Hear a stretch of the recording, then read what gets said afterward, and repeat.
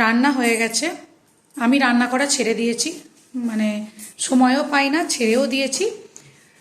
খুব শখে হয়তো করি মাঝে মাঝে একটা দুটো আইটেম। তো দেখি আজকে মা কি কি করেছে আমার জন্য। এখানে ভাত ফ্যান জড়তে দেওয়া আছে।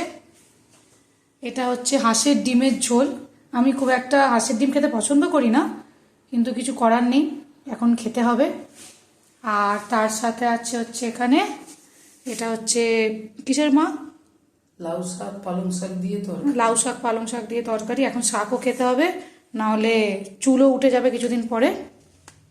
আজকে আমার খাবার অলরেডি এখানে রেডি করে রেখে দিয়েছে। এই যে এটা আমার ছোট্ট থালা, ছোটোবেলাকার থালা আমার, আমি এখনও এটাতেই খাই। এখানে আছে ওই যে বললাম ভাত, টমেটোর চাটনিটা আমি বলতে ভুলে গেছিলাম, করা ছিল দেখিও নি, লেবু, কারণ ডিমের ঝোল লেবু ছাড়া হয় না। আর এটাতে হচ্ছে, যেটা ডিমের ঝোল বলেছিলাম, আমি ডিমের ঝোলে আলু খাই না। আমার জন্য গাজর আছে, পেঁপে আছে, ফুলকপিটা সবার জন্য আছে, কিন্তু আমি স্পেশালি আলু খাই না ডিমের ঝোলে। ওইটুকু ভাতে আর আলু লাগেও না। আর এমনি তো আলু অন্য কিছুতে খাওয়াই হয়, তাই আলুটা আমি খাই না। আজকের লাঞ্চে এইটুকুই।